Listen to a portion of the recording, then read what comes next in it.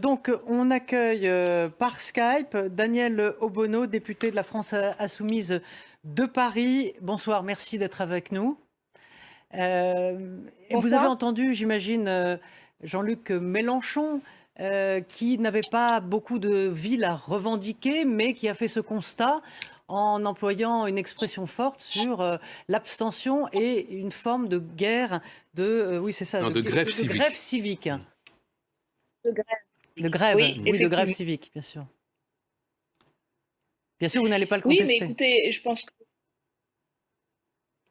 je pense que les chiffres sont assez en matière de taux d'abstention, qui est quand même le plus haut qu'on a eu depuis plusieurs années, depuis les précédents scrutins. Et par contre, dans le ville, nous sommes partie prenante des victoires qu'il y a. Et au premier tour, nous avions un certain nombre d'élus et nous aurons aussi un certain nombre après ce second tour. Daniel Obono, vous êtes avec nous? Oui, je suis là. J'espère que vous m'entendez Oui, mieux. oui, on vous entend beaucoup mieux. Daniel Obono, on voit donc ce qui est en train de se passer ce soir. Vague verte, tornade verte, disait à l'instant Roselyne. En tout cas, Europe Écologie Les Verts a le vent en poupe et le vent est une énergie propre.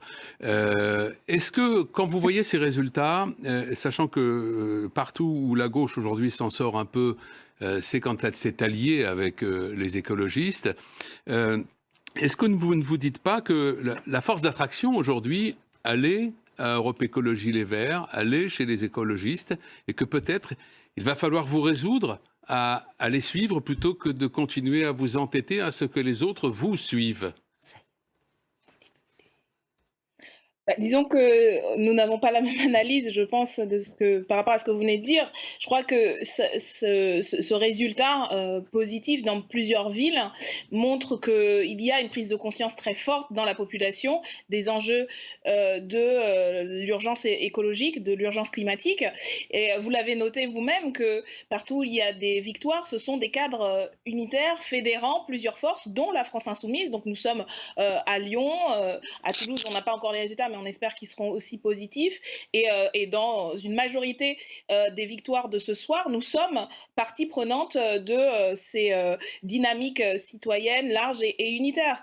Et que ce soit à l'Assemblée nationale ou lors de notre niche parlementaire, nous avions présenté une proposition de résolution sur la bifurcation écologique où nous proposons des amendements. On l'a encore vu quand on fait le comparatif avec la Convention citoyenne pour le climat, 90% des propositions qui y sont faites correspondent à ce que nous défendons nous-mêmes dans notre programme. Donc nous sommes tout à fait à l'aise parce que la question de la transition écologique est au cœur de notre...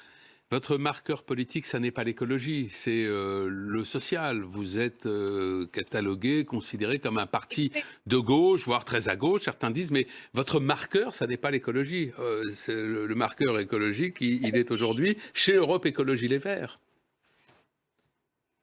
Dans une certaine presse, certainement, mais si vous regardez et vous lisez attentivement à la fois notre programme et tout le travail que nous faisons depuis 3 ans, vous remarquerez que la question écologique est une question centrale. Alors c'est vrai que ELV, en tant que parti, a longtemps été considéré comme le seul parti écologiste ou le principal parti écologiste. Mais je pense que désormais, ce n'est plus le cas. Et c'est heureux plutôt qu'aujourd'hui, l'enjeu écologique soit une donnée centrale de manière transversale. Et en fait, quand, du point de vue de la France Insoumise, je pense que nous sommes également reconnus dans les luttes et les mobilisations, que ce soit sur la question du climat, de la souffrance animale, de la transition agricole. Et donc, nous sommes tout à fait à l'aise dans cette dynamique et nous continuerons à mener ces combats dans les mobilisations et dans les institutions. Nous avons eu l'occasion, y compris avec Pierre Benbassa et de nombreux autres parlementaires et élus écologistes, de mener ces batailles. Et nous sommes déterminés et ces résultats sont plutôt un signe positif. Merci beaucoup. Dans la dynamique. Merci Daniel. Merci. Daniel Obono, qui est toujours en ligne avec nous, a envie de réagir à ce que vous venez de dire. On vous écoute, Daniel Obono. Disons que je serais d'accord sur le fait que ce sont effectivement des listes larges avec des dynamiques citoyennes, là où il y a de belles victoires. Je suis plutôt en désaccord avec l'idée de dissocier en fait d'un côté ELV qui serait hégémonique aujourd'hui et puis le reste de la gauche, parce qu'en vérité aujourd'hui à gauche il y a des écologistes dans tous les mouvements, dans la France insoumise il y en a, et je ne suis pas non plus d'accord, vous comprendrez, avec l'idée que la stratégie de Mélenchon serait de vouloir vassaliser. Nous l'avons dit depuis plusieurs années que nous sommes prêts et nous voulons construire une fédération populaire, et d'une certaine manière les résultats dans un certain nombre de villes montrent que cette fédération populaire elle est possible, elle a été possible et elle est gagnante dans plusieurs villes aujourd'hui, et je crois que c'est l'avenir, la fédération populaire avec toutes les sensibilités écologistes, communistes, socialistes qui sont prêtes à rompre avec le néolibéralisme, avec la compromission, et je pense que c'est ça qui fait la différence et qui permet qu'il y ait des victoires dans un contexte quand même, rappelons-le, où l'abstention est énorme, parce que c'est aussi dans ce contexte-là, et c'est pour ça qu'il faut être aussi assez humble.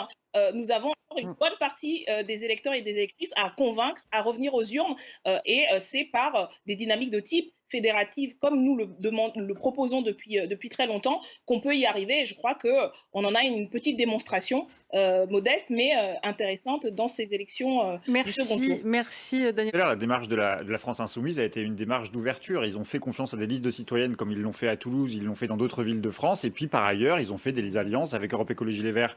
Je pense à Tours, dont le maire vient de gagner. Enfin, le candidat soutenu par la liste écologiste et France insoumise a gagné.